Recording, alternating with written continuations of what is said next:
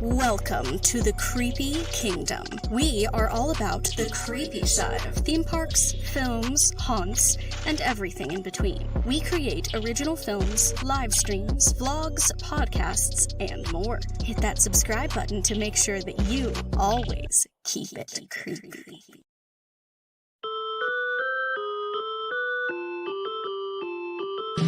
Now it is time to open up the gates. Creepy Kingdom proudly presents The Dark Theme Park Show.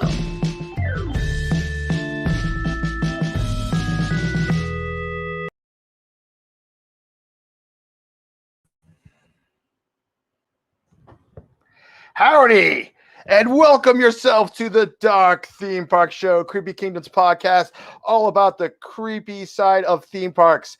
I am your host, Mr. James H. Carter II, and I am joined by Sir Florida Man himself, Grant.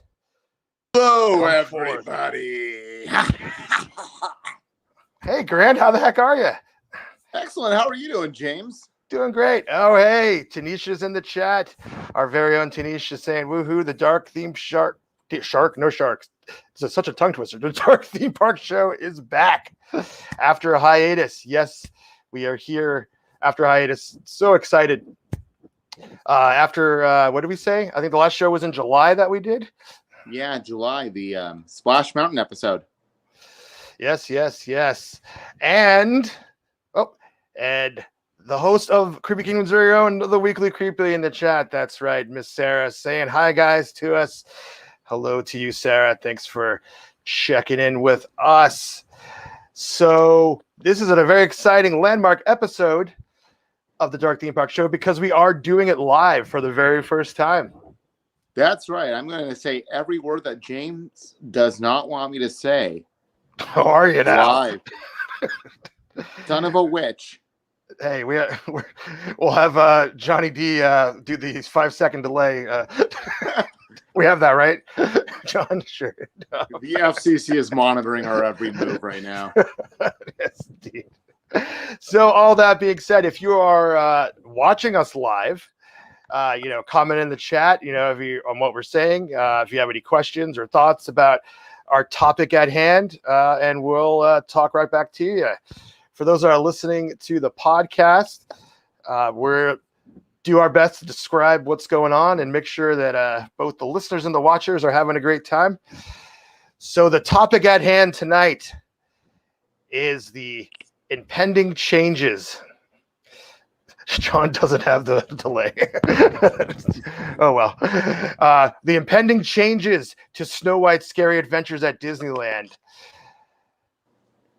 And we were given some new information a few months ago about this, and we hadn't done a show in a few months, so I figured our first show back had to address this controversial issue. Very, very controversial. I have a lot of thoughts about it. Grant has some thoughts about it. Hello, Facebook user. Yeah, there's someone tells Facebook user saying hello in the chat. We don't know who it is, but hello, Facebook user. Say your name, we'll shout you out, but this is anywho. the most controversial thing going on in the world right now. Yeah. Yeah, this is all over the news, every channel. Super excited to talk about it because this is what everyone's talking about. So let's get into what we're talking about. Back in November of 2019, Disney announced that they would be making changes to the ride Snow White's Scary Adventures in Disneyland. They didn't really get into what the changes were going to be, but they had said that it would be down for 6 months. That was in November of 2019. So starting in January, it's going to be down for 6 months. Clearly, it's been down for way longer than 6 months since the parks closed it in March of 2020. But when they first made this announcement, they're really vague on what was going to be in it. They showed one piece of concept art, which we'll get to later. But we did a show in January of 2020 speculating on it. worrying that they would take away the scariness of it and they would, make it, light and fluffy. And it was a true fear of mine, as I speculated on that show. But in December of 2020, the Disney Parks blog posted a video where they actually gave us a new look at the ride. So a lot of my fears came true, but they didn't give us a full reveal of the ride. But we're going to go through and talk about what's in that video and try to fill in the blanks and all that stuff. But before we get going, I do want to say I think it's worthy to bring up why we're using this as a topic for our first show back. It was predicated on a conversation that Grant and I were having a few weeks ago on Twitter. Do you remember what exactly it was? I retweeted an image. Yeah, you retweeted this image, which was talking about how basically what Disney's culture is right now with like Disney's fans. The fan culture, yeah. Basically, so they announce something. Disney says, we're going to change this, or we're going to remove this ride, but we're going to change the theming or edit it. And people get all riled up and they get all upset about it. And then this goes on until the ride reopens immediately. Everybody loves it. Yeah. And they're like, oh, we should have trusted the Imagineers to begin with. And then the cycle continues. I said, though, however, are we going to feel this way toward Snow White? And I said no, but I will only talk to you about it if we record it on the internet for other people to listen. So here we are. And I do kind of back that meme that I posted, because one thing that I've noticed, especially in the past few years, is that in the Disney theme park fan community, is that when changes are announced, like people just really lose their minds, and this goes on still to this day. I mean, even we had the Jungle Cruise changes announced a few weeks ago. People losing their minds about that. Obviously, our last show, we talked about Splash Mountain proposed changes. But circling back to things that have actually materialized, as soon as these changes come to be, everyone seems to really enjoy them. So what people are really upset about is not the actual changes. It's the idea of change. And I just wanted to say, in my own way, let's... you can have an opinion like, oh, I don't want this to change, or I like it the way it is. For an example, I didn't necessarily want Tower of Terror to change to something else. But the original Tower of Terror, the superior Tower of Terror, still exists in Hollywood studios. So I know that that's something that is there for me to experience in some way. And Guardians of the Galaxy Mission Breakout is fun. And if you really like the version that was at DCA, you could always just fly on over to Paris and ride it over there. Yeah, but I don't know who would choose that for Hollywood Studios if they had to choose. My point being is that it still exists. Sure. It may not be easy to get to, but it happens. Proposed changes. I would say that,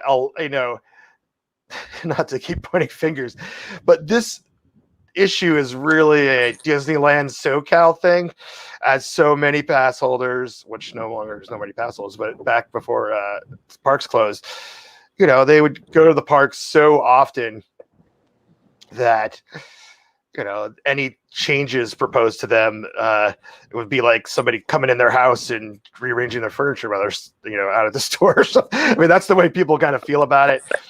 And I just kind of say, hey, let's just see what's up. Let's see what they got. Let's judge it based on what it comes to be. But I was put to task on that stance with this Snow White Scary Adventure situation.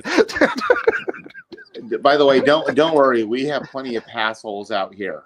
Yeah, I'm sure that they're there, but I'm just saying it's a much more frequency, in SoCal of visitors, of pass holders. Anywho, so like I said, Disney Parks blog in December put out this video showing a sneak preview of some of the changes, and I was horrified. I was aghast. I was, it's really scary. It's scary for me. Now the ride is actually scary to me. Let's just say that.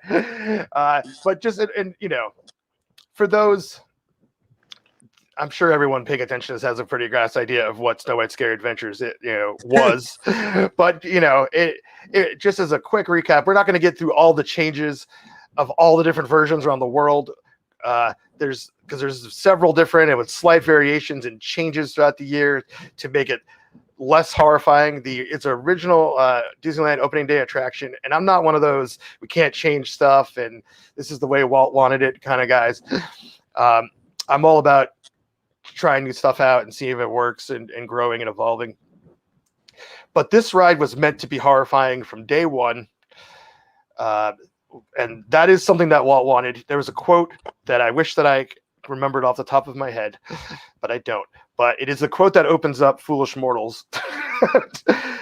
That pretty much says that the gist of it is that kids need to be scared. They need to be pushed out of their comfort zone to learn that the world is not, all sweet and safe. And the original version of this ride didn't even have Snow White in it because the point of the ride was that you were Snow White experiencing all this horror at you. And it was very unsuspecting to the guests. They thought it'd just be a nice little, time with the dwarves, and it was just, death consuming you left and right, or attempted death.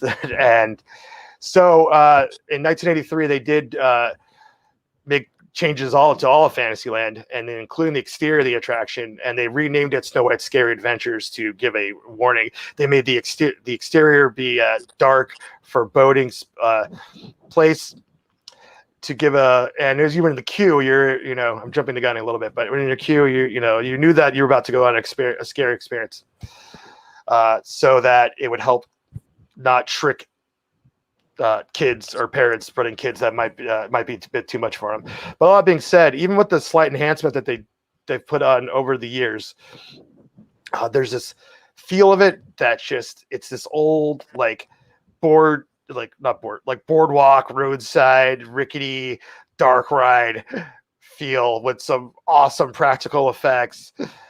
And it also ties in with Snow White, the film, being one of my favorite films, and I call one of my favorite horror films, even though a big chunk of the movie is all happy and carefree with the dwarves.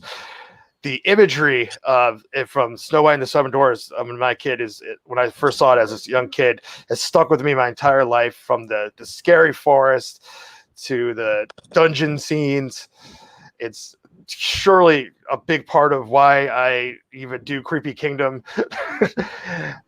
And I have a really big soft spot for the ride, and I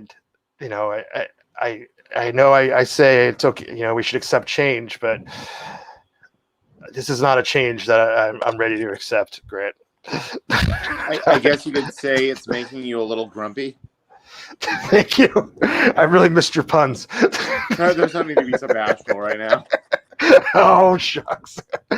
We got another person that says Facebook user. It says, hey, we can't see the names for some reason. Not sure why. We can't see your name. So if you want us to shout you out or anything, or refer to you by name, just put your name in there. For sure. So we are going to be referencing this video that was put out in December. Oh, Jamie. So awesome you're watching, and thanks for having me back on this one. We're going to review that. We're going to bring up some images for the people listening on the podcast version. The photos and this full video will be in the show notes, but we'll do our best to describe what's going on. And we're also going to be referencing the ride as of January 2019 from a video from 4K Theme Parks on YouTube. A friend of Creepy Kingdom who's gave us some videos, done some video work for us before. Great content as far as theme park ride-throughs.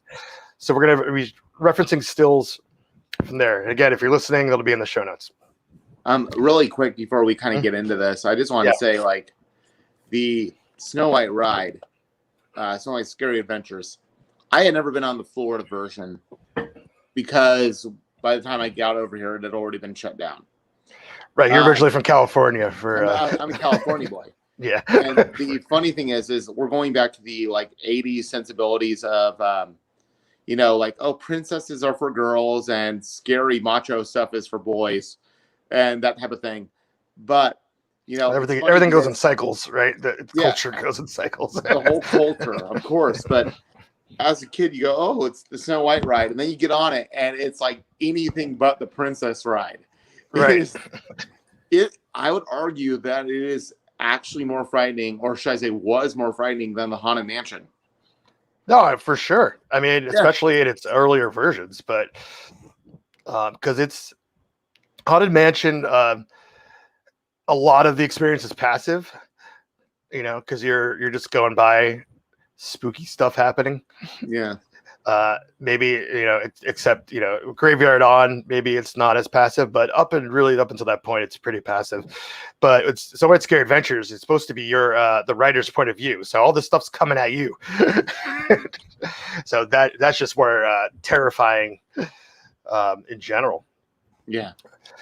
But all right, let's get into it. This is what we know based on this video that was put out by the Disney Parks blog. Let's talk about the exterior. Let's bring up the original exterior. Oh man. And or not the original, but the 1983 version of the exterior. So that is it's a spooky castle, like I said. It's beautiful. And sorry, I'm getting so choked up. So they showed us. Tisha said, "I love riding the Snow White ride alone." Terrifying. It is terrifying because if you're riding that ride alone, good point, Tanisha. You can't see any other of the other vehicles, so you actually are completely alone. In the forest part in particular, it is completely terrifying to be in there by yourself. I love it. That'd be so much fun to be evacuated off of. I never got evacuated, but that'd be a great spot to be evacuated from. And just be stuck in for a long time while you're waiting for the poor ride attendant to come and rescue you. Good point. Another thing I'd say is I feel like it goes by too fast, and I would love to have been stuck there. And the last time I rode it, which was in December of 2019, yeah, I don't know what years they were. I feel like it was the fastest I'd ever gone on it. Like they cranked up the speed. Like I was being whipped around. I was like tossed from side to side. Like it was like 30 seconds the whole ride. Like it was so fast that I'm really bummed that was my last ride with that version. Anyways, let's look what they have shown now for the exterior. We have two pics of that one. First, get a close up of the sign. It is horrible looking. Pastels. This name is not good either. Snow White's Enchanted Wish. I don't even know what that means. I don't know why they went with this. They could have with this title. What is Snow White's Enchanted Wish? Like what literally is it? Like I don't remember that phrase being uttered at any point in the movie. Well, I mean, we know that she was wishing because of the song and the wishing well. Right, the wishing well, right. But like, I'm thinking, what is she wishing for her parents to come back to life, or I mean, wishing to be brought back to life from a poison apple? I don't know. She was what, 12, right? How old is Snow White? Like in Canada, she's like between 12 and 15. I want to say she's the youngest princess, and so what? She's wishing for some guy to come and rescue her and marry her.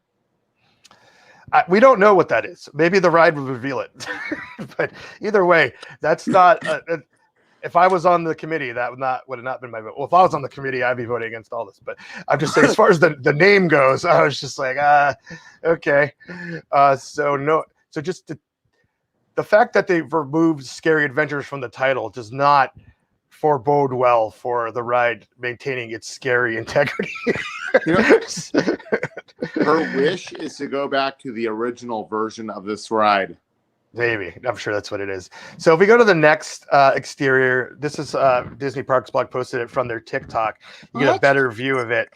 And right away, you could see now that it's wider, that the apple that was outside of the ride is now gone. The apple that is, you could walk up and touch it. You could hear the cackling of the witch.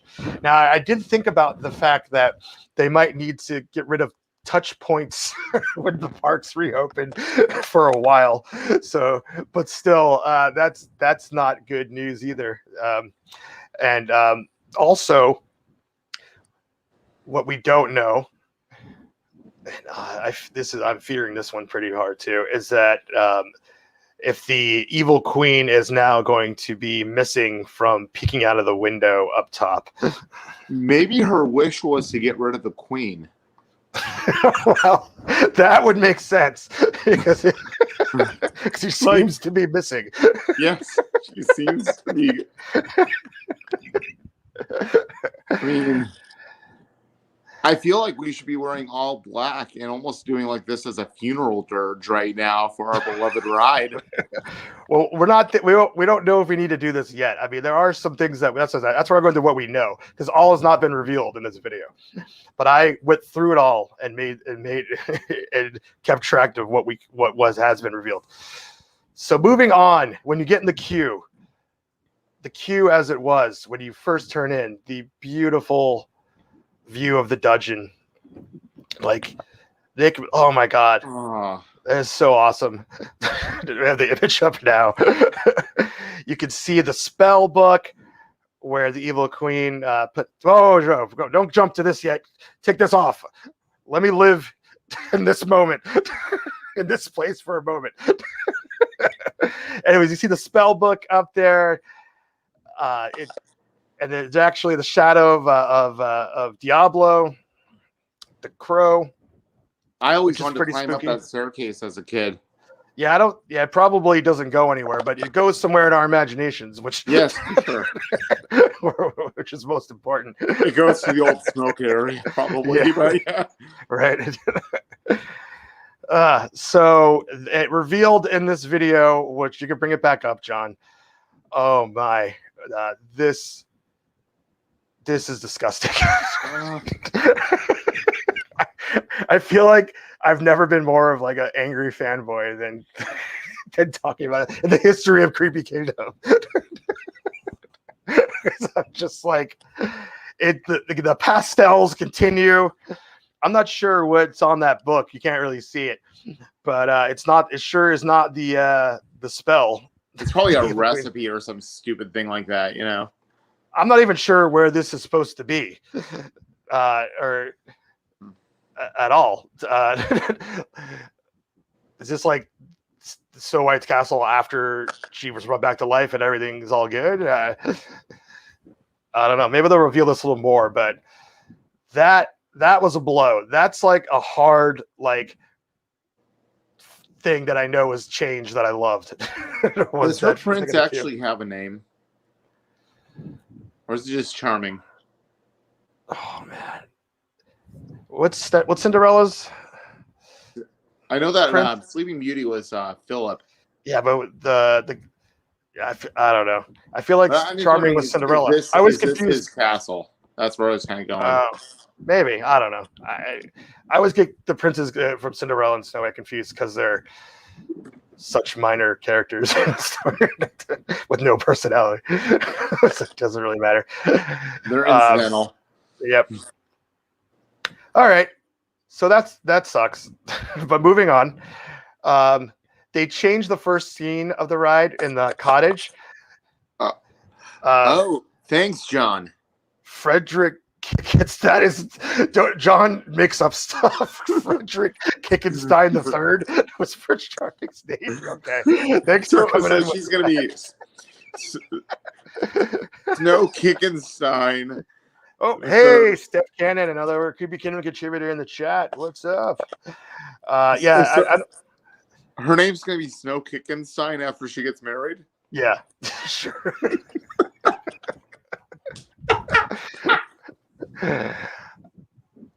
John, you're stumping us here. All right, moving on. So I don't care about Prince Charming or Prince whoever, because he's not even in the ride.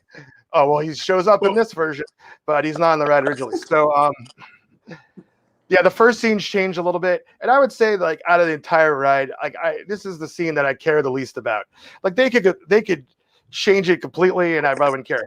But they did change the Snow White. She was walking up the stairs in the original version, and this one she's she's dancing, but it's not a full animatronic. She's like on a rotating plate.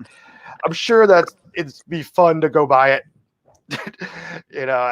but I don't really care about this scene. This is not what I get on the ride for. So that kind of reminds me of the mine train, the Seven Dwarfs mine train ending, on how you see her in the window at the very end of it, dancing. It almost looks like the same figure. No, I would say that maybe, but I would say that the one on Seven Dwarfs Mine Train has a lot more movement than this one did. This one literally is like just rotating in a circle. It could be bouncing up and down though. Well, I'm saying in the video they showed it wasn't. Is what I'm saying. Okay, got it. Yeah. I feel like the animatronic, or if it's even animatronic, at the end of Seven Dwarfs Mine Train is like has more movement than that. I could be wrong, but it seems that way. I don't know, but either way, that's fine. That version of the ride, that scene could change and do whatever they want with it, whatever. So as we leave there, what we don't know, and I'm going off memory now, if it's still there or not, it's the first time you see the evil queen. She's peeking in the cottage window, going, "Oh, I'm going to get Snow White," which is really cool. But then right after you turn there, you see what was the evil, foreboding castle in the background. You can bring up that image right there, which it's a pretty awesome image. And also the fact that it's like a flat painting is, has that really cool old, roadside attraction vibe to it. So very, very cool thing. So that's been replaced. They showed what that is going to be now. And they have replaced it, even though it's a still right now. This is actual and a projection animation of the dwarves walking over the log, as you could see from Snow White. For those that have experienced it and seen it, you see these projections all over the Alice in Wonderland after they enhance that ride, which I will say the animations projections in Alice in Wonderland are just really plus the ride. I love it so much. Yeah, there's a lot of dead space in some of these rides that it can definitely use like a quick little animation thing just to make it so you're not like waiting for the next scene to start. For sure. And in fact, I think that's I couldn't even imagine it without it because it's so cool. And so I was all about them kind of adding these projection animations throughout the Fantasyland rides, generally speaking, because I think they enhance the experience. But so, I mean, this is an iconic scene, the dwarves going over the log. Okay, it's probably makes more sense there. Sucks to lose the creepy castle that we're going down. But I can live with this one. This one isn't so bad. What I like about that, though, is you see how close the dwarfs actually live to that castle. Yeah. And they're pretty close. I mean, they can get there in probably an hour if they were walking at it. Probably. They really power walked through. Well, I mean, it appears that there's like a little river, so they just, killed Dopey and all rode him as a raft or something like that. They could get him there a little faster. Well, I mean, if we think about Snow White the movie, the evil queen, which turns to the hag, she goes to the cottage like on a moat, so that's like water. That kind of is in canon there. That it's like only a little boat ride to where the cottage is. But moving on from there, we go into the mine, and this has been plussed a lot. I'm not getting too much into the changes. There's several, but again, the original version, it's like, okay, it's dark and creepy, it's cool, but I just really can't wait to get to the throne room. So any changes made here, it don't really affect me too much. But I did want to point out a few things I just thought looked cool in the video. One was, of course, they have more projection animation. So you see a silhouette of one of the dwarves there. I like that. Yeah, I think that's cool.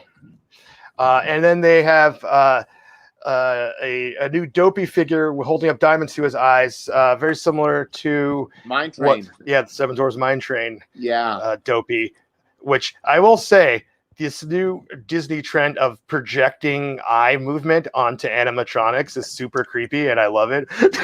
So, It's I don't. weird when they fail. Like there's Yeah, some yeah. videos of when they fail and they look like extra disturbing. Yeah, and I love that too. I don't think it's done too much in Disneyland. I can't even think. I think Magic Kingdom are the places where I see those eyes projections. Hold on, did they do it with the Evil Queen on or the Queen of Hearts? No, I don't think so. No, I okay. mean, yeah. No, this might be the first time they're doing that in Disneyland, but they did it in Seven Dwarfs Mine Train, of course, and Frozen Ever After and Epcot. Yeah, are all projected eyes. Very creepy stuff. but I like it, of course. So there's more stuff, but whatever. So now we're going to get through what's missing from the video. And what's missing from the video is really the core of what I care about. In fact, everything up before this ride, I could take it or leave it. I'm sorry, up until this point in the ride, I could take it or leave it. But the ride's only like 75 seconds long, too. Right, I know. This isn't like some 5-minute long ride where it's like, okay, we're missing all these beats, which we know will be there. No. Right. So even then, even if it was 20 seconds, I would still just take this part of the ride if they just had that, because I love it so much. I just wish they would slow down, because like I said, last time I went on there, it was so fast. They zipped us through there. I couldn't even take it in. All right. So you zip around there and you enter the castle, and then you enter the Queen's throne room, and you get the amazing special effect of the evil queen turning around and she's the hag. It seems like one of those effects that I should just know how it's done, but I've never wanted to look into it because I don't want to break the illusion. But I'm sure it's super simple and not that big of a deal. It was probably from the 1960s, so it's probably really easy.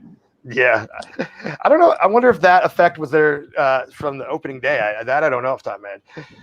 Because only real videos of the ride are only from the 80s anyway, when the ride was revamped.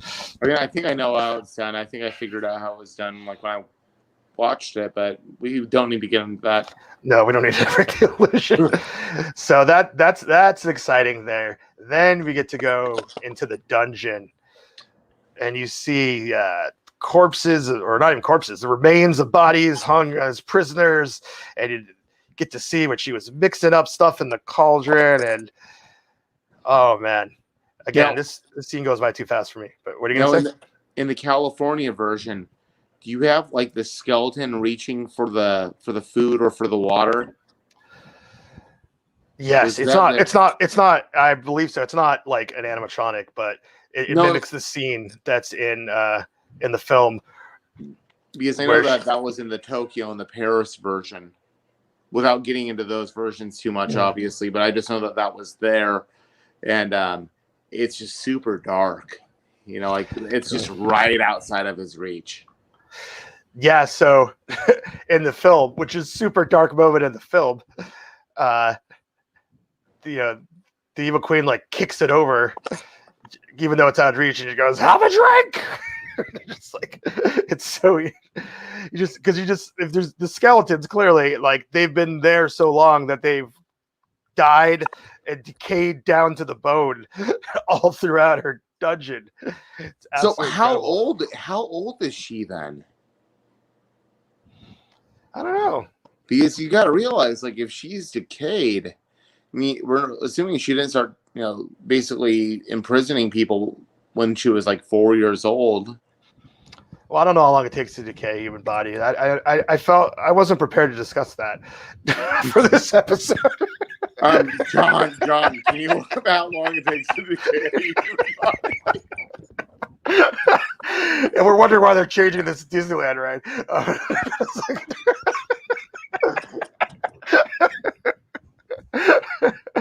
Wow, we're going dark. All right. She's 35. No, son will do that to you. Okay, thank you, John. Yeah, thanks for that. Of course it will. All right, moving on. The dungeon's wonderful, but now we're entering definitely my favorite part of the attraction. evil, spooky forest. The queen comes out, that's the hag in a boat to scare you. The trees look like they want to eat you alive. And this is the part we were talking about earlier. When you're on that ride by yourself and there's no other cars, there's a really creepy feeling in there. And the picture we just switched to here, you can't really see it. It's really hard to document them. But my absolute favorite thing about Snow White's Scary Adventures is the bats on a string. Yep. There's literally, you could see the string moving, and it looks like the cheapest effect of this, cutting edge technology theme park that I just cannot get enough of. I absolutely love it. It's so cheesy, but so creepy at the same time. And I think even when we on the January 2020 show where we were speculating what the changes might be, I figured that the bats on a string were probably gonna be taken out because it's like such low tech. Maybe they'll add more. Yeah, we'll get there in a sec. So moving on, we don't know about the bats on the string. We don't know about when the hag offers the apple after you get out of the forest. Oh, that's the wrong image there, technical director. Apple? Let's get the right one up there. Is it, or are they misnumbered? Let's see. Oh no, we missed one. Yeah, we missed one, John. My bad. I hated to put you on blast there. Anyways, moving on. This scene was great because it's a hologram now, but it used to be an actual animatronic with an apple that they changed to a holographic image because people kept stealing the apple. So if you are watching this or hearing this and you have one of the apples or know someone that has one of the apples, I'm not gonna we're not gonna put you on blast. We're not gonna that. I just want to just contact us. I just want to know about your experience firsthand. We won't we won't do a thing. Send James a photo of the apple. Let him come to your house and take a photo holding the apple, but we won't take a photo of you. Sure. I'm not going to anyone's house until after. You know what? Like, as a Southern California resident growing up, that was one of those urban legends I always heard was, I had a friend that was on the ride and took an apple, but that friend doesn't go to the school. I would hear that story all the time. Wow. So this anonymous Facebook user, just because Facebook says that they have an apple. I don't know who you are or if you're someone that we actually know. But if you are, please contact us. We'll contact us either way. Because I want to know more about this apple. I want to see it. What it's made out of. I want to know if it was a real apple. And if that was the case, it's probably very gross. Probably not a real apple. I want to know what convince someone to grab it while watching the attraction. Because people are terrible.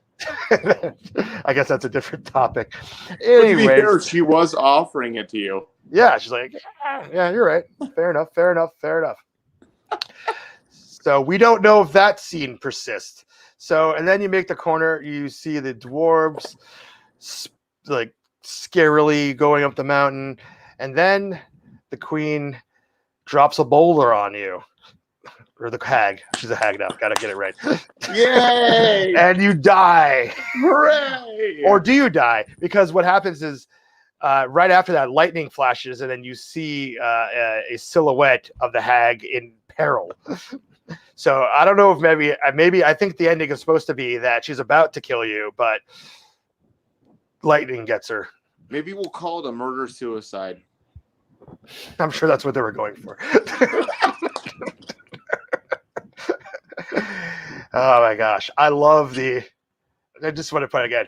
I love the Fantasyland dark rides, and I really love the 1983 Fantasyland overhaul when they just doubled down on making all the rides horrifying, including the creating from scratch. It's Pinocchio's Daring Adventure, which, dare I say, is a close second in the horrifying dark ride category.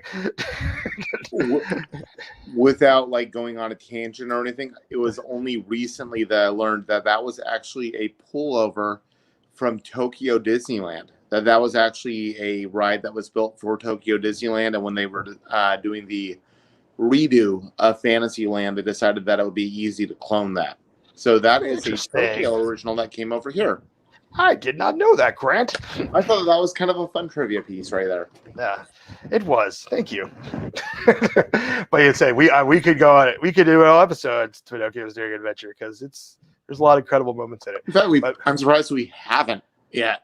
Yeah, but I know we brought up things about it for on the show, but either way, and that's the ride that stands. But we do have another thing that we do know something about, but we don't know exactly where it is, and this is where I'm getting a little concerned.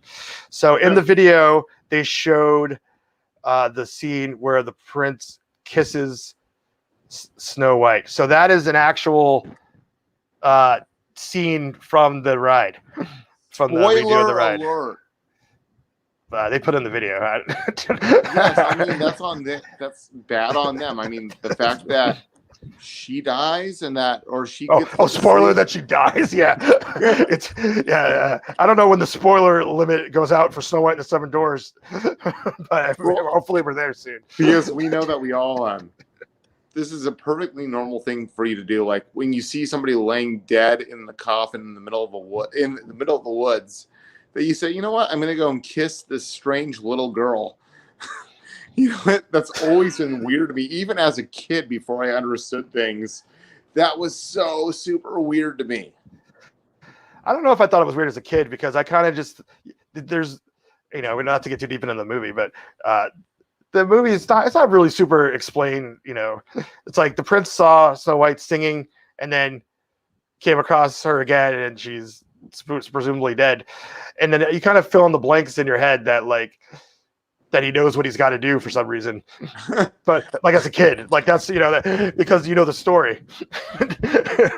But yeah, as an adult, you're just kind of okay, it's a little strange, but let's roll with it.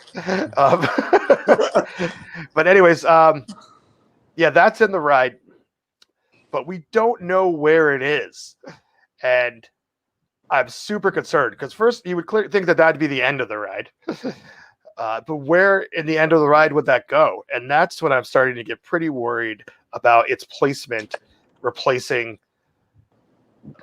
My guess is that it's replacing the forest scene. Because if you bring up the concept art, John, that they released in November of 2019, the image or the show scene is to the right of the ride vehicle. And the only place that would fit as you leave the end of the ride it has to be the forest, because after that, the action's on the left, where the dwarves are climbing up, and right before the queen drops the boulder on you. And there's really, even if it wasn't there's no room really for that. So this is either replacing the forest or it's replacing the cottage scene. So her wish is now to come back to life, from what it appears. Well, if that's her wish, I hope the part of the ride is her dying. No, that's a little dark. But I'm just saying, if that's the wish, that's something to consider. That gives me a little hope. So if she's being reanimated, let's use. Sarah says this is way more in depth than I would have thought of it. Well, I this is really important to me, Sarah. I spent a lot of time thinking about it. If she's being reanimated, we see her alive in the beginning of the ride. She's dancing with the dwarves. She has to have taken the apple at some point in the ride, because for the prince to kiss her, to bring her back to life. Theoretically, they could just put whatever in the ride and not worry about a story. But that gives me some kind of hope that the Queen Hag's presence is still there. Hold on. Maybe we're looking at this very, very wrong. Okay. Okay, so what we're seeing right now, we don't know what her wish is. The We do fact not. maybe we're actually only seeing the first 30 seconds of the ride. And that the final, 45 seconds to a minute is going to be like a crazy secret, or it's going to turn into like some crazy roller coaster.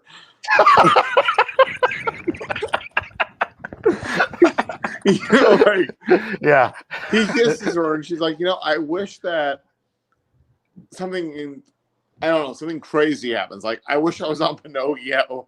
And then it turns out that it turns into the Pinocchio ride for the rest of the ride. Yeah, it's pretty unlikely that's the case, but that would be something.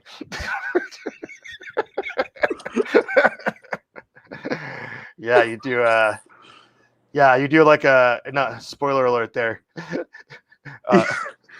Sarah said that's she wishes that's her wish. I was like, the ride just suddenly drops like 5 stars. Yeah, it turns into like Tower of Terror. I mean, honestly, we're missing the thing. It turns into Seven Dwarfs Mine Train, right? I mean, that would be the. Why do I have a stronger lap bar on me now? Yeah, an additional lap bar comes down right after her wish is made. Why are there people checking my lap bar on both sides of the vehicle? Yeah, I feel like this is not her wish, but there is something to be said for what you're saying. Maybe this scene happens earlier, but only other place it could go where the action's on the right after the mind would be the throne room.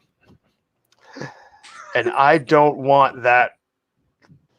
I don't want any of it to go, but I don't know.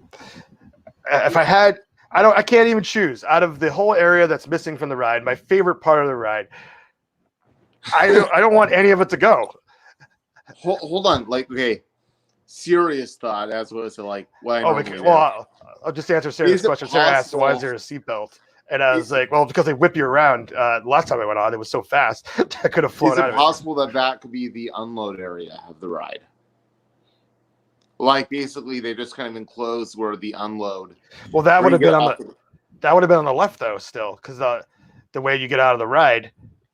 No, because right now there's a mural that says "And they live happily ever after." Yeah. So can they replace the mural with that? And then, like, basically, you close. You don't see the last scene. It's kind of like on the Frozen ride, on how the ride seems a little longer. Although I did hear that they did like make a little bit longer. But what they did was, by the way that they changed the load and unload platform, they added a few seconds to the ride. It's possible. Sarah said, "Well, I wonder if the concept art is positioned on the right side." I did consider that. Yeah, let's bring up the art again, as Sarah's demanding. Sounds like Sarah's directing this show. You see, like, but there's a bend in the track from what it looks like. In fact, that almost looks like a projection map. But I know it's not, because we've seen the actual photo. Yeah. So it is a real 3-dimensional set. I'm just wondering if you unload to the left right there, and it's like you unload at the happily ever after, and then the ride still stays intact. Gosh, Sarah demands we do that. You don't steal apples. Yes, yeah. Some of the comments said this. A lot of his Facebook users says seatbelts so you don't steal apples. That's probably why. Yeah. I'm not having a hard time envisioning what you're saying. So how could they have something on the right if the mural is on the left? Or are you saying they actually take out where the cottage would be, and they put another show scene on the right side of the track as you're leaving? No, I'm more saying that where you unload, that's where the show scene is. So you basically get a second look at it before you get ushered off of the vehicle. And then you put a little dividing wall so you can't see the scene, the final scene of the ride. You get rid of that mural. I don't know. I just doesn't look like that to me, though. But I also don't know how deep that wall is. I mean, This ride's attached to what, Alice in Wonderland, or is it Peter Pan? No, it's Pinocchio. Pinocchio, it's attached to Pinocchio, so you can't like really make it any longer or shorter. You can make it shorter, but you can't make it any longer, I don't think. Right.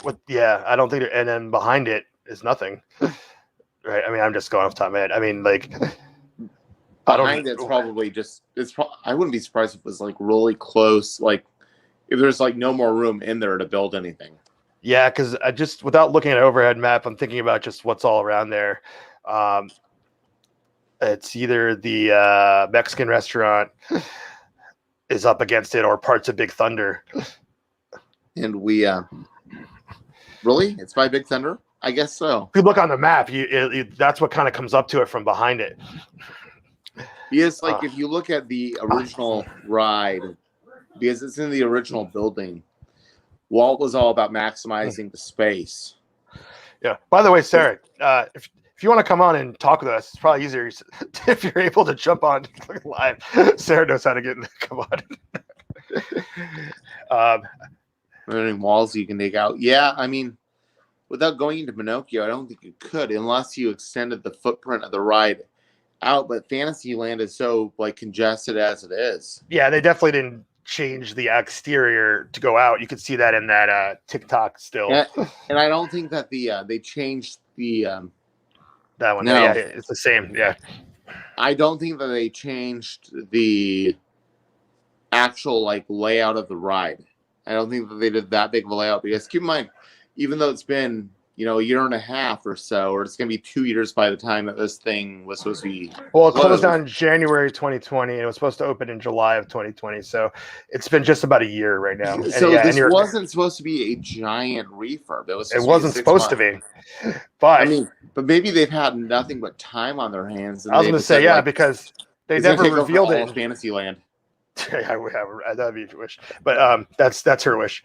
Because they didn't reveal it in July of 2020 when the ride was supposed to open. They revealed it in December of 2020, which makes me think that they probably did more to the ride than was originally intended. Because I would think, as we discussed on last time we talked about it, was that they wanted to have it opened for the anniversary, in July, which was a milestone anniversary. 65, right? Yeah. So they probably wanted to do that. If when Disneyland reopens eventually, if any rides are down for refurb when they first open, they did something wrong. What do you mean? Like when the park reopens and it's like, oh, these rides aren't running today because they're down for refurb. What do you mean they did something wrong? What do you mean by that? No, meaning because I know that they've been working on the attractions throughout. There have been people working on the rides and keeping them maintained. I'm referring to like when they finally reopened Disneyland. Yeah, for the first time, that I think everything should probably be up and running and nicely and smoothly, because I think from what I've seen on Twitter is that all the maintenance crews have still been in there like doing the updates on the rides and stuff. Yeah, they should. I mean, everything should be. Oh, yeah, everything should be running. That's what I'm referring to. Oh, okay, I got you. Yeah. Yeah. I mean, you would think so. Yes, they've had much time to do refurbishments for sure. For all the refurbishments, that's what I'm saying is everything will probably be open on day one. So, yeah, one thing we haven't speculated about, because they haven't said anything about it, is what has been going on with Haunted Mansion, because Haunted Mansion was on an extended refurb when the parks closed as well. I don't remember when it was supposed to open back up again, but the usual like 3 weeks to switch from Nightmare Haunted Mansion Holiday was extended for a few months. And I know they had a tarp last time I was in the park in March of 2020. They had a tarp over the facade, so they were doing something to the facade, but they never really said what was happening in there. So we could be over here worrying about the wrong things. Maybe there's some crazy changes in Haunted Mansion coming, but they haven't alluded to it at all. So it'd be funny if we found out that we thought that Disneyland was going to be reopened by November of 2020, that they actually switched it all over to Nightmare Before Christmas, and then they had to switch it back. Okay, they started getting ready for Haunted Mansion Holiday. I don't know. Who knows what's going on in there while the park's closed? Well, it kind of brings us to where we're at. There's not really much more to say about it. Although there was a comment I saw that was pretty lengthy that I wanted to read. Let me see if I could. There we go. I don't know who this person. Yeah, some reason our platform is not telling us how all the people are. Leave the comments, but I thought that this was a good comment. It's like skeletons, haunted trees, and a menacing evil queen. Super spooky. Started my love for goth and creepy stuff at a young age. The entries with the spell book and the dungeon's the best. I was born and raised in OC and basically lived at Disneyland my whole life. This is so sad. Well, that's what we're that's our sentiments exactly. What is it, Sarah? I think Sarah said she has more questions. Well, ask some questions for us or for Disney. I mean, we'll see if we have the answers for you. But yeah, until then, I mean, I don't know if they're going to give us more teases or hints, but they purposely left out, or in my opinion, purposely left out all the scary parts of the ride from this teaser video, except for the dungeon, which, it's just the queue. So I fear that any of that part is tampered with. I'm going to be bummed about it. I'm trying to be optimistic. I'm trying not to be a negative Nancy about it, but I'm already bummed with the name change in the exterior and the queue. So it's like, come on. Why? What's this? Do you think they will reuse some of the mechanical aspects? You know what? I kind of think that they will, because Disney does tend to do that. I mean, there's speculation without getting too much into other things, but if you look at Star Wars Rise of the Resistance, one of the movements that there's an animatronic Kylo Ren eventually on the ride, and he does a movement very similar to the Wicked Witch of the West that was on the Great Movie Ride. And it's is there a rumor that that's the Wicked Witch animatronic reskinned? I've read that, because all he does is kind of like a swipe of the arms, like go away, and that's kind of something that the witch does. It's very similar. Wow. Or if you look at what is it? The Monsters Inc. ride? The Monsters Inc. ride Disneyland. It's all reused. Drew Carey animatronic. Yeah, that they turned into a like some guy in a hazmat suit. So it wouldn't surprise me if they moved some of it, but it's also like, on the flip side, this is stuff from the 60s and through early 80s. So, unless they're, it's hard to say. Yeah, and Sarah also referenced like the changeover from Country Bears and Winnie the Pooh. It's probably not going to be anything like any Easter eggs, like, Winnie the Pooh. There's the Easter eggs of which I don't know the names of those characters. The heads on the walls. Are you talking about, like, what is it? Something lips, I want to say. I literally have no idea what the names of those characters are. I'm not a big Country Bear Jamboree fan. But in the in the Winnie the Pooh ride, after you leave the Hufflepuffaloozle dream sequence, if you turn around, you can see the heads of the talking taxidermy that was in Country Bears.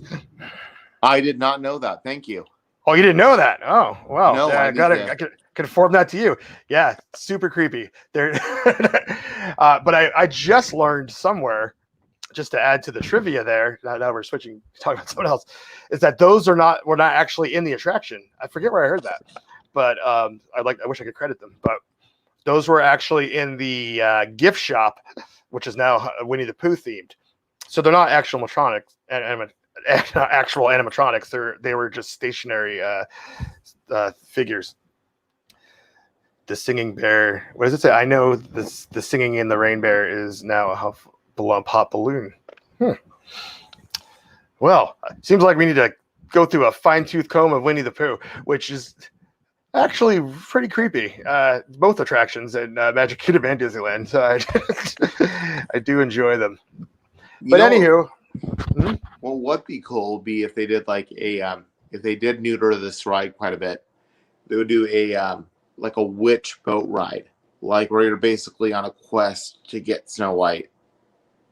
Like a separate attraction, you mean? Like a separate attraction off to the side. I don't know where you put it, but like something where it would be like you're kind of like on the raft through the dungeon and stuff. We got names. Again, I wish I could give shout outs to who's saying it. This is Facebook user, but Max, the heads are Matt. There we go. Yeah. I said, you know what's funny or amusing or whatever? It's like I never went on Country Fair Jamboree the whole time I was in Disneyland. At any point, the only time that I've ever experienced it was in Walt Disney World, which was maybe once or twice, not like in the past 10 years. So I don't have any like emotional attachment to it at all. So I don't have that information off the top of my head. You know, the Tokyo one is really great because they're singing in Japanese, but some things don't translate, so they're saying English words. That's interesting. On a weird note, I actually got to do a couple days of work on the Country Bear Jamboree movie. Oh, wow. Extra. I totally forgot about that. Grant is in the Country Bear Jamboree movie. Well, you can see my head for a second. It's in the opening scene where they're singing a song called Let It Ride, and the bears are all singing. And wow. They couldn't take these Jim Henson-produced bear heads off, so they were basically having to shove water down, like, the mouths of these bears and, like, fan hair. Like, they had, like, fans that they were shoving up against the ear holes and stuff on the bears, which are ways to cool down the performers. It was insane. Wow. Well, I actually would love to. They didn't use like liver lips or any of the bears that we all know and love. Grant is a celebrity. I would love to dive into that story a little deeper another time. Yeah, I think that's awesome. We'll get to it. But I did want to bring up one comment that Sarah had asked, which was, why don't we have a villains ride? And what I can say is that on an old and to this date, my favorite episode of any Creepy Kingdom podcast I've ever done, we had Disney historian, journalist. What does he call himself? I don't know. Anyways, Jim Hill. Sure, Jim Hill come on the show and talk about concept art that he had seen with his own eyes for a ride that was supposed to be put in Walt Disney World called like Villains Mountain or something like that. So especially like Splash Mountain, but like it's just encountering all the villains, including a giant, massive Ursula. That episode when he described it, like I was almost brought to tears. That how awesome that would have been, and how sad it doesn't exist. That episode was actually the first one of yours that I listened to because I was listening to Jim Hill's podcast, and he had mentioned something about on one of his podcasts about how he did Creepy Kingdom. Oh, he did? I didn't even know that. It was a very brief thing, or it was something that I saw online or something like that. So I had to download your episode. And I remember my wife and I were driving to Disney very early on in our relationship in beginning of 2014 or maybe end of 2014, whenever you did that. Yeah, and that's how I got in contact with you, was because of that episode. I honestly did not know that, so that's cool. And it's actually a cool thing to point out, because one thing we haven't discussed on this show yet is that we are smack dab in the 10th anniversary year of Creepy Kingdom. So the early Creepy Kingdom was just one podcast called the Creepy Kingdom Podcast before we branched off into different shows in 2018. Yeah, something like that. 19, I don't know. It's all a blur these days. But yeah, that was one of the early. That was within the first year of Creepy Kingdom podcast that Jim came on the show and discussed that attraction. And I haven't listened to it in a long time. It's from 2014, and I'm looking forward to actually revisiting it. And CK10, and going on the adventure again and imagining what could have been a villain's attraction. Anywho, Snow White's Scary Adventures is no more. We don't know what's going to be taken out from the scary parts. we'll just have to wait and see. We don't know when if they're gonna show more before the park opens. We don't know when the park opens. We don't know when it's going to be safe to go after the park opens. There's a lot of question marks here. What more can they show? It's a 75-second ride. I don't know, but they did say in the teaser video that there was more to come. So I think they're going to show more. Sarah says I'm going to revisit it for sure. What should be? Well, yeah, definitely. It's still all the old podcasts are still on our feed, which, man, there's so many great episodes, especially the early days. I've had some amazing guests. Now that I'm digressing as we're wrapping up this episode, one that stands out that I'm also looking forward to revisiting is Stacey J. was an early guest on the show. A lot of Disneyland and West Coast people don't know who Stacey J is, but Stacey J is the person that hosts the tours around Walt Disney World and the resorts on the TV. She has this series of videos that gets updated once in a while called Must Do Disney. So she has like this kind of like cult following. And for some reason, she agreed to come on in one of the first Creepy Kingdom podcasts. I mean, it might have even been like episode 10. Like it was that early. And she did it. And what a thrill. What a thrill. So, yeah, I'm looking forward to going back and checking some of these older episodes out. I'm not sure if we're going to go back, but I think what would be a cool idea is to actually have us revisit that Jim Hill episode and then do an episode about it now. Who we can get him back on? Maybe, but I figured I want to talk about something else, not like rehash what we talked about 8 years ago. Or is it 8 years now? Oh, 7 years. Yeah, I can't count. Yeah, the thing about Jim Hill, for those that aren't familiar, Grant and I really enjoy his podcast, The Disney Dish with Jim Hill, because he just has all the inside scoop about all the stuff from the past with Disney, and he has great stuff to dish out about stuff that's upcoming. And he most of the time he's spot on. Sometimes he gets it wrong. I don't know if because maybe the things change or whatever. No, don't gonna be right all the time, but definitely recommend checking out the Disney Dish with Jim Hill, just to give a shout out. It's still one of my favorite Disney podcasts so many years later. So there's that. It's like we should link. You know what? For the podcast listeners, he spills the tea exactly. Yep, exactly. For the podcast listeners, we'll put a link to the old show in the show notes. I don't know how to easily locate it to put it in this live stream. I wasn't prepared to talk about that either. But if you search Creepy Kingdom Jim Hill on wherever you listen to podcasts and on YouTube, you can find the audio. It'll be audio version on YouTube, no video to go along with it. But good times. There's actually a two-parter because the second part of that episode, when we continue talking, he talked about the original script for the Maleficent live-action film that he read, which he told the differences that were in the original script, which was not what he was brought on to talk about, but that's how much we diverged. Because originally I asked him to give me the information about the rumor that kept going on and on and on, especially about 10 years ago, that Disney was planning a villain's theme park. And there'd be all these like graphics, like Disney was planning a villain's theme park, but they decided not to. Fix your mic. Oh.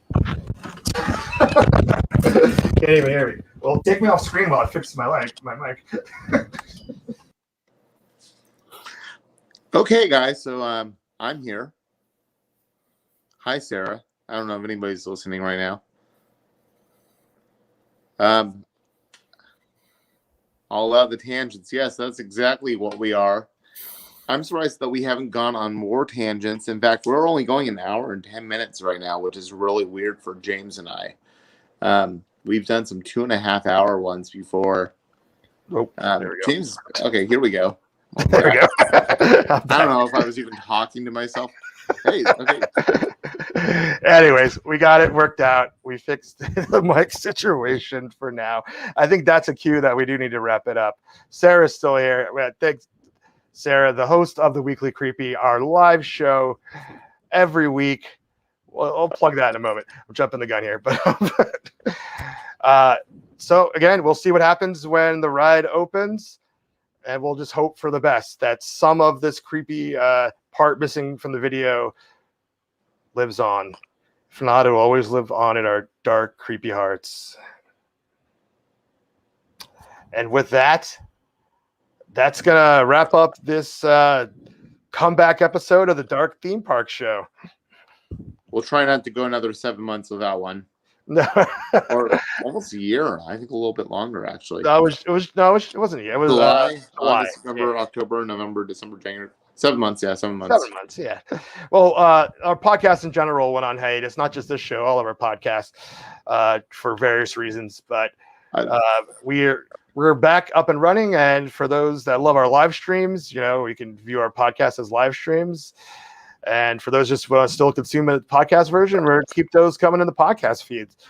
Not sure when the next episode's going to be, but we haven't quite figured out a regular schedule. We're not going to go back to weekly right away, but it will not be too long. And we also have a few episodes that we didn't release that were recorded last year that I'm like, we should probably put those out, even though it's kind of old because we're talking about time-specific things, but still a fun chat. So we have more Dark Theme Park Show stuff coming your way. So stay tuned for that. But before we get out of here, I got to plug our upcoming live streams. This Sunday, every Sunday, 4 p.m. Pacific, 7 p.m. Eastern. Sarah, who we've been referencing this entire time, along with our technical director, Johnny D, hosts the Weekly Creepy. There it is. There it is. And that is my favorite show because it's all about Creepy Kingdom and everything we covered all week. Such a good time. Also, want to plug a shout out to Tanisha and Gretchen, who host our Creepy Book Club.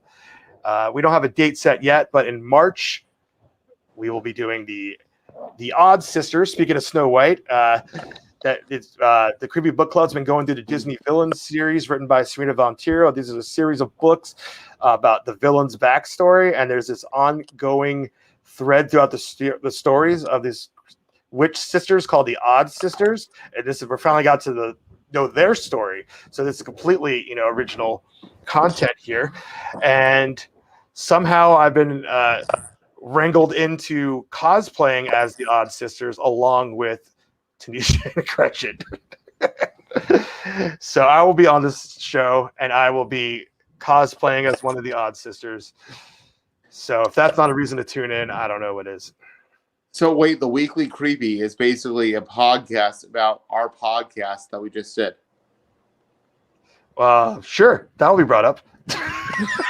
Pretty meta. The difference is that I'm not talking about it and you're not talking about it. It's that Sarah and Johnny are talking about it. So that's the difference. And yes, John loves the Weekly Creepy, and Sarah can't wait to see my outfit on that Creepy Book Club live stream. It's going to be something, that's for sure. I'm probably going to need to shave the old beard. Anywho, I think it's time to put a fork in this one. So thank you for watching with us live. If you are, thanks for listening. Until next time, the gates are closed. Bye.